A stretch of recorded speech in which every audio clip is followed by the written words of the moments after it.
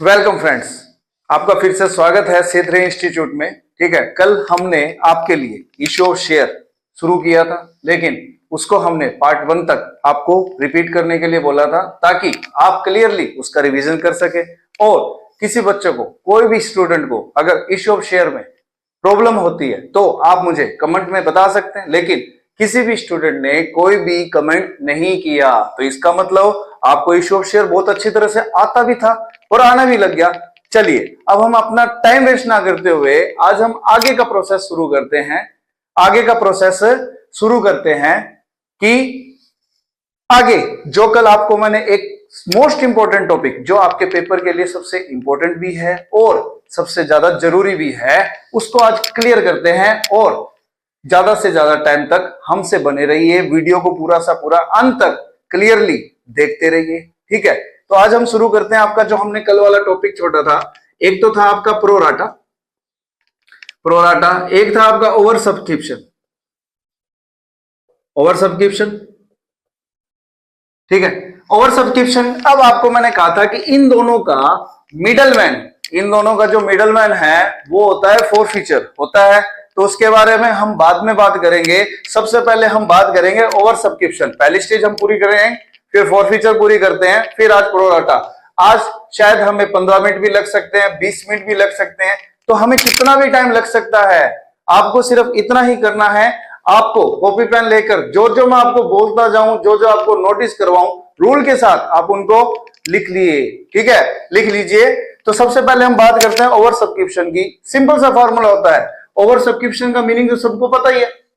Over subscription का meaning क्या होता है? जिसके अंदर क्या होता है, कंपनी जितने भी शेयर इशू करेगी, कंपनी क्या करेगी, शेयर इशू करेगी, उससे कंपनी को मोर या ओवर शेयर रिसीव होंगे। मेरी बात समझ रहे हैं? कंपनी जितने भी शेयर इशू करेगी, कंपनी क्या करेगी, उससे ज्यादा पब्लिक से उनको रिसीव होंगे वो शेयर ओवर सब्सक्रिप्शन होंगे। लेकिन बात कहां आती है, इस ओवर सब्सक्रिप्शन की एडजस्टमेंट कहां करनी है, समझ रहे हैं? तो सुनिए, ओवर सब्सक्रिप्शन के एडजस्टमेंट सिंपल सा रूल है। आपको एक फार्मूला बताता हूं, बिल्कुल सिंपल सा फार्मूला जो आप सबके लिए बहुत ही इंपॉर्टेंट भी है। इशू और ओवर सब्सक्रिप्शन के बीच में जो आपने इशू किया और जो रिसीव हुए हैं मोर शेयर ओवर शेयर, उनके बीच में जो डिफरेंस है, क्या है, डिफरेंस है, उसको सिर्फ आपको मल्टीप्लाई करना है एप्लीकेशन के साथ। किसके साथ? एप्लीकेशन के साथ। क्यों? क्योंकि ये रूल्स तो आप लोगों ने इशू ऑफ शेयर शुरू किया था तब से आप जानते ही हैं कि जब कंपनी शेयर इशू करती है तो कंपनी को सबसे पहले कौन सी मनी रिसीव होती है? Application money. तो रिसीव की बात जहां चल रही है तो पहली इंस्टॉलमेंट एप्लीकेशन के साथ ही आएगा। तो जिन शेयर होल्डर्स ने, who share holder paid the money to the company, समझ रहे ना, paid the money to the company in the starting, it is called application. Okay, तो कंपनी को जो एप्लीकेशन रिसीव हुई, तो अब एक बात देखिए, कंपनी मान लीजिए 20,000 इश्यू करती है, कंपनी को 30,000 रिसीव होते हैं, तो कितने एक्स्ट्रा रिसीव हुए हैं? 10,000। तो 10,000 डिफरेंस है, उसको आप किससे मल्टीप्लाई करेंगे? एप्लीकेशन से मल्टीप्लाई करेंगे। किससे करेंगे? एप्लीकेशन से मल्टीप्लाई करेंगे। तो अब क्यों? क्योंकि डिफरेंस को ही पूरा क्यों करना है? आप खुद देखिए कि कंपनी को कितने शेयर चाहिए। कंपनी को सिर्फ 20,000 शेयर होल्डर्स की जरूरत है, तो कंपनी को क्या करना है, 20,000 शेयर ही पब्लिक के बीच में अलॉट करने हैं। लेकिन ये जो 10,000 difference is equal to into application आया है, उसका कंपनी ट्रीटमेंट एडजस्टमेंट करेगी कैसे? ये नहीं है कि वो सारा का सारा लौटाएगी। इसका रीजन क्या होता है, इन 10,000 के अंदर कंपनी को कई ऐसे भी शेयर होल्डर मिल जाते हैं कि कंपनी इशू में से उनको शेयर दे देती है। समझ रहे हैं ना मेरी बात को? तो आगे चलते हैं। तो डिफरेंस इनटू एप्लीकेशन जो फार्मूला आपका होता है एक्सिस मनी का। किसका होता है? एक्सिस मनी का। बात समझ में आ रही? एक्सिस मनी का होता है। अब इस एक्सिस मनी को एडजस्ट किया जाता है कंपनी के द्वारा, एडजस्ट किया जाएगा on all installment. All installment. Okay, excess money है वो एडजस्ट की जाएगी किस पे, ऑल इंस्टॉलमेंट। अब इंस्टॉलमेंट तो आप सबको पता है, allotment, first call, final call, लेकिन मैंने इसमें एप्लीकेशन का नाम क्यों नहीं लिया, क्योंकि एप्लीकेशन मनी को डिफरेंस के साथ मल्टीप्लाई करके एक्सिस मनी रिसीव हो चुकी है, इस वजह से एडजस्टेड ऑन द, ये सारा का सारा पैसा कहां एडजस्ट किया जाएगा, अलॉटमेंट पे एडजस्ट किया जाएगा। मेरी बात समझ में आ रही है? अलॉटमेंट के बाद फर्स्ट कॉल, सेकंड कॉल। लेकिन अब आपकी प्रॉब्लम पता क्या है, आप सिर्फ इतना ही करते हो कि जो ये पैसा एक्सिस आया ना, आप सारा का सारा अलॉटमेंट पे ही एडजस्ट कर देते हो। हर जगह यही सिखाया गया है। लेकिन बचे हुए पैसे का अगर बाय चांस उसकी फर्स्ट कॉल निकलती हो, बाय चांस उसकी सेकंड कॉल निकलती हो, तो वो एक्सिस मनी भी वहां यूज हो सकती है। लेकिन ये कई स्टूडेंट्स को नहीं पता इस बारे में कि एक्सिस मनी है वो सिर्फ हम अलॉटमेंट पे ही एडजस्ट कर सकते हैं, फर्स्ट कॉल सेकंड कॉल पे एडजस्ट नहीं कर सकते। ऐसा नहीं है, ये बिल्कुल गलत सोच रहे हैं। आपको एक एग्जांपल दिया जाएगा, उसके अंदर आपको ये सब क्लियर होगा कि कंपनी अपना सारा का सारा पैसा कैसे एडजस्ट कर सकती है। ठीक है, वीडियो को ध्यान से देखिए, बिल्कुल इस एग्जांपल को ध्यान से समझिए, तो आपकी ओवर सब्सक्रिप्शन की प्रॉब्लम सोल्व। फिर प्रोराटा बिल्कुल नजदीक, 70% वहां काम हो गया, 20% प्रोराटा है, 10% फॉर फीचर, आपका काम क्लियर, टॉपिक क्लियर। 12 नंबर का ये चैप्टर है, 12 में से 8 नंबर का सम, ये 3-4 के और 12 नंबर का चैप्टर क्लियर। बिल्कुल आपको पेपर में लगेगा कि बहुत आसान हो गया। उसके बाद हम जिक्र करेंगे, उसके बाद हम आपसे डिस्कस करेंगे बैलेंस शीट के बारे में। कई बच्चों की बैलेंस शीट नहीं मैच होती, कहते हैं कि भी पेपर में सम आ गया 4 नंबर में, बैलेंस शीट मिलाइए। बैलेंस शीट कैसे करेंगे? बच्चों को शेयर कैपिटल पता है, उसके बाद की ट्रीटमेंट उस बैलेंस शीट में क्या करनी है, कैसे करनी है, ये बच्चों को इतना ध्यान नहीं होता, सभी को ध्यान नहीं होता। कुछों को पता होता है कि बैलेंस शीट कैसे बनाई जाती है, वर्टिकल शेप है, तो उनको कैसे बनाया जाए, कैसे नहीं, लेकिन सारे उस बैलेंस शीट को कैसे बनाएंगे, ये सारा का सारा हम इसी टॉपिक के अंदर आज पूरा का पूरा कवर करेंगे। टाइमिंग है, वीडियो के अंत तक हमारे साथ बने रहिए। हाँ जी फ्रेंड्स, तो सभी स्टूडेंट्स ने ये सब यहां तक जो आपको बताया गया है ये आपने नोटिस किया होगा। अब इस नोटिस को करने के बाद मैंने आपको बोला ना अभी कि आपको एक ऐसा एग्जांपल देते हैं, उससे आपका ओवर सब्सक्रिप्शन का पूरा टॉपिक कवर हो जाएगा। एंट्रिया तो आप सभी को आती है, सिर्फ आपको क्या करना है, इनके मनी को और इनकी अमाउंट्स को आपस में क्या करना है, हमें इनको एडजस्ट करना सीखना है। मैंने आपको भी इसमें बताया ना कि एक्सिस मनी है वो एडजस्ट है, वो ऑल इंस्टॉलमेंट पे होती है। ऑल इंस्टॉलमेंट के अंदर आपको ये एडजस्ट करना कैसे सिखाएगा, ये चेक कैसे किया जाए। एडजस्ट तो अमाउंट बाद में निकलेगी, पहले इनको एडजस्ट करना भी तो सीखना है आपको। इनके अमाउंट निकलती कैसे है, तो सुनिए, आपको मैं एक ऐसा एग्जाम्पल पेश कर रहा हूं। एक एग्जाम्पल आप है वो आप अपनी कॉपी पे नोट भी कर लीजिए, ठीक है। तो उसके अंदर आपको सिंपल सा केस यही करना है कि ये आपको दे रखे हैं 20,000 शेयर, यहां है आपके 30,000 शेयर, मतलब ये है आपके इश्यू शेयर एंड ये आपके हैं रिसीव। समझे? 30 है, 35 कर लीजिए, कोई दिक्कत नहीं है, 30 कीजिए, 35 कीजिए, कोई आपको प्रॉब्लम नहीं आएगी। ओके, अब हम आगे की बात करते हैं। इनको क्या करना है, आपको रूल के हिसाब से चलना है। बिल्कुल पहला रूल ये था डिफरेंस इनटू एप्लीकेशन, लेकिन ये क्वेश्चन अभी तक पूरा हुआ ही नहीं ना, अभी तो एक लाइन लिखी गई है। आगे अब इसके बारे में हम क्या करेंगे, सुनिए। मान लीजिए 10 रुपए ईच है,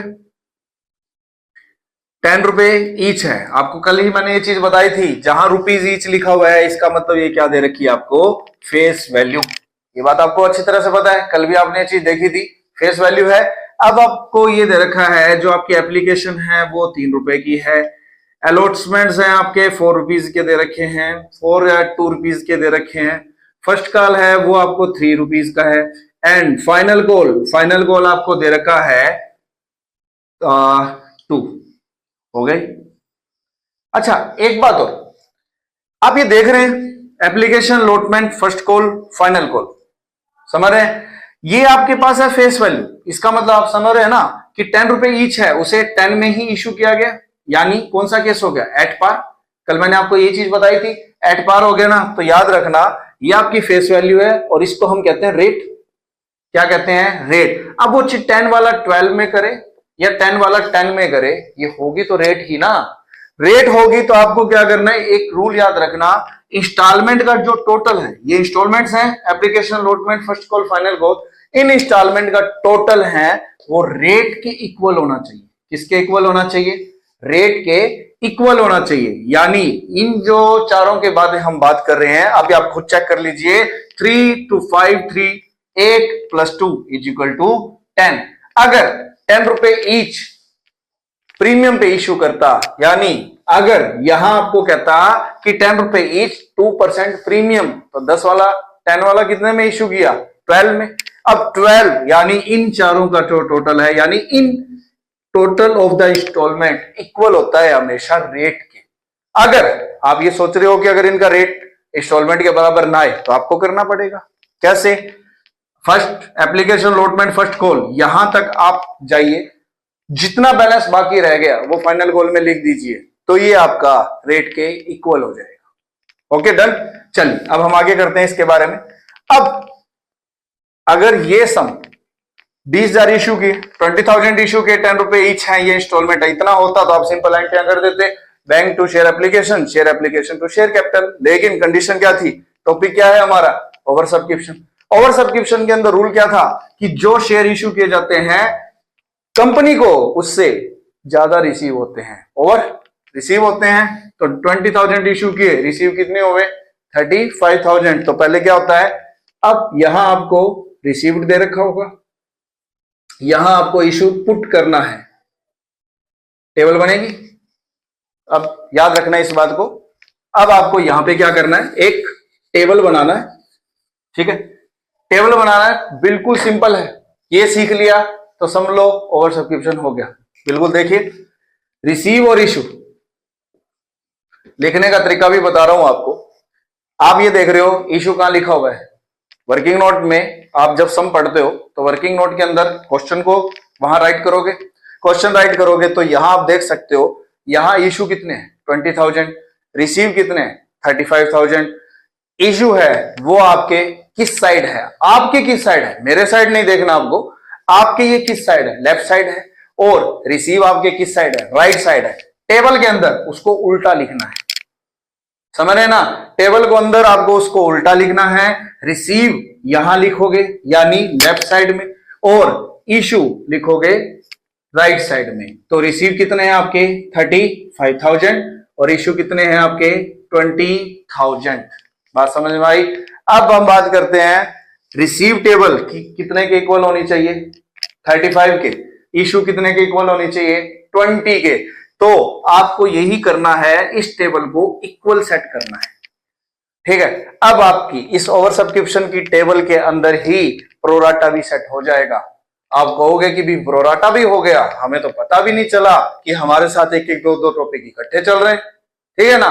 लेकिन अब ऐसा होगा तो देख लीजिए कैसे होगा। आपको सिंपल सा पहला रूल एक याद रखना है, इश्यू और रिसीव आपको ये देखना है ये किस साइड है। आपने वर्किंग नोट में किस साइड लिखे हैं? अपोजिटली। मैं आपको ये बता रहा हूं, आप वर्किंग नोट जब शुरू करते हो तो स्टार्टिंग में जब आप क्वेश्चन को पढ़ते हो, लिखने की सोचते हो, तो सबसे पहले आप इशू शेयर ही लिखते हो, रिसीव नहीं लिखते। तो यही मैं आपको बता रहा हूं, इशू होता है वो आपका लेफ्ट साइड होता है, रिसीव होता है वो आपका राइट साइड होता है। अब कई स्टूडेंट्स के माइंड में यह आता है कि हाँ सर, इशू तो मैं यहां लिख रहा हूं, रिसीव मैं कई बार इसके नीचे लिख देता हूं।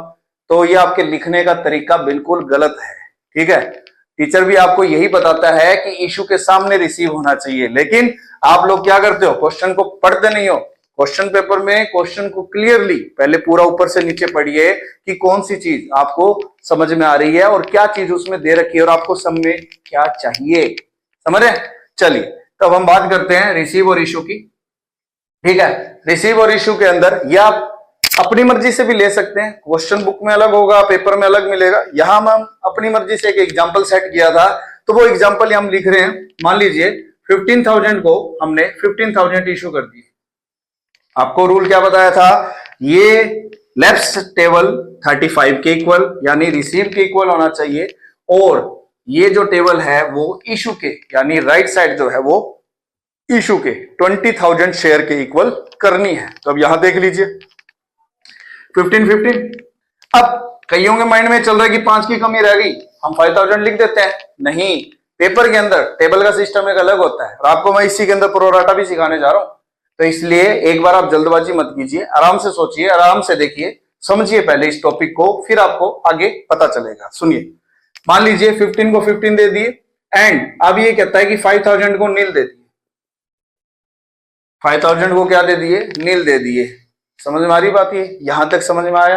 अब आपको पता है टेबल में कितनों की कमी रह गई, आप खुद देख सकते हो। हमें यहाँ 35 पूरे करने, 35 पूरे करने, 20 पूरे हो गए, आपने 15 लिख दिया, टेबल पूरी।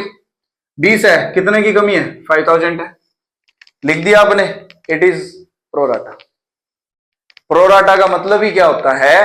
रिसीव और इशू की टेबल को पूरा करना।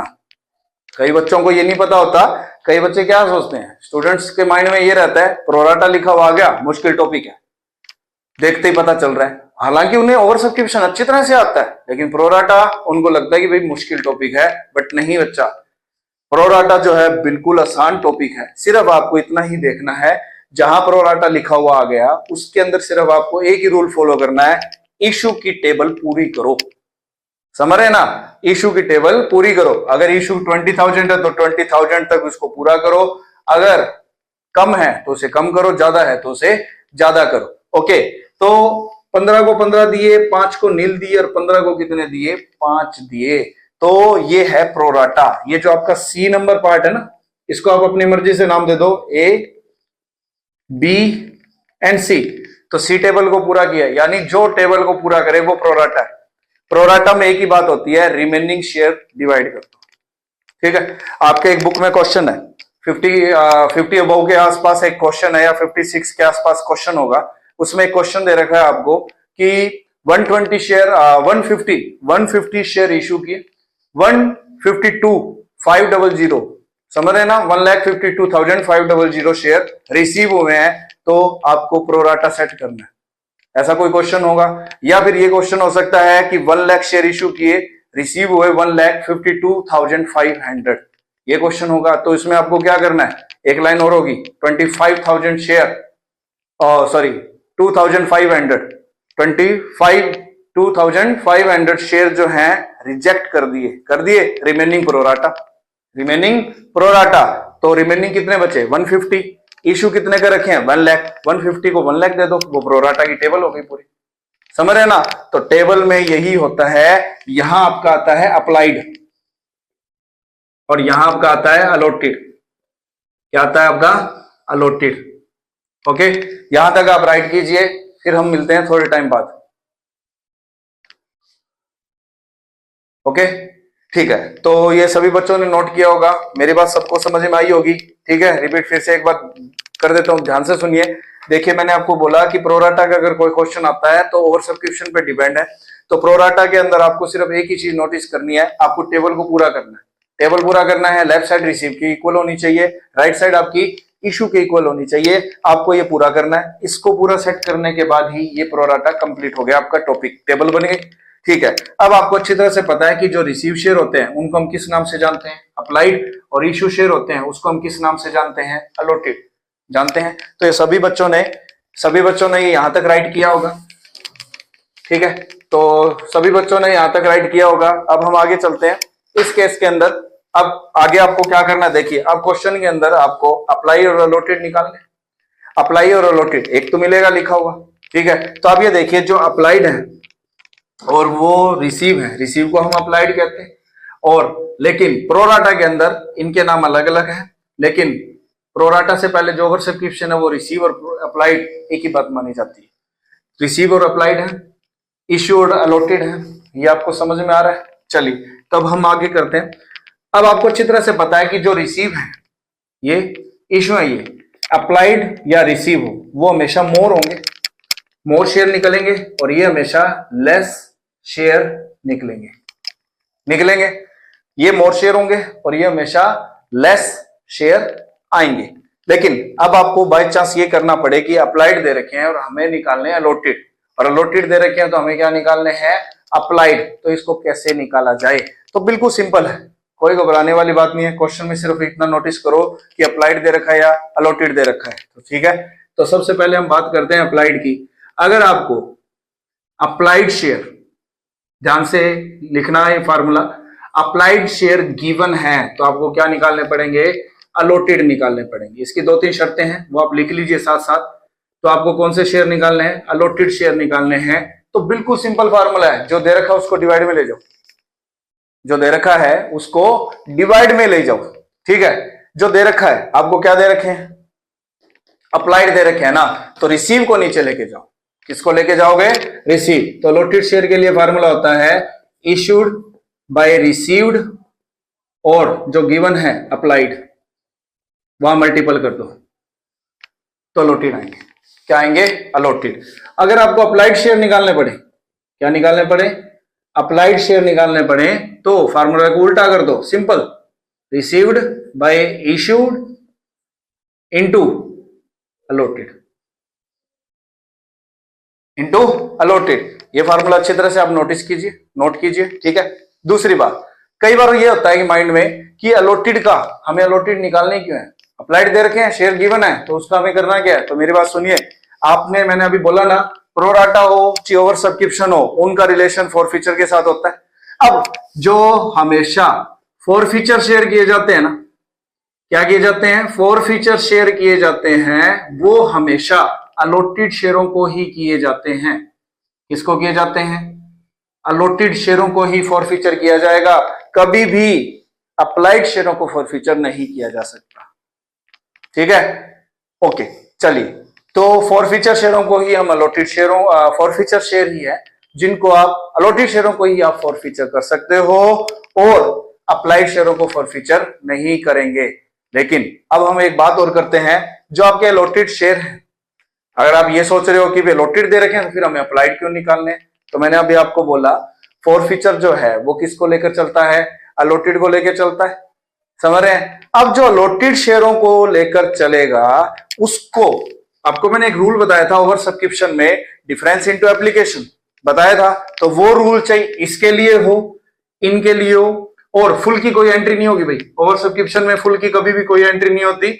डिफरेंस इनटू एप्लीकेशन है, तो आप ये देख सकते हो अप्लाई और अलॉटेड, इनके बीच का जो डिफरेंस है उसको एप्लीकेशन से मनी करेंगे, एप्लीकेशन से मल्टीप्लाई करेंगे, तो डिफरेंस इनटू एप्लीकेशन मनी, आपको पता है ना फार्मूला किसका आता है, एक्सिस मनी का, एक्सिस मनी का। अब एक बात याद रखना, इन दोनों में डिफरेंस क्या है, रिसीव और इशू।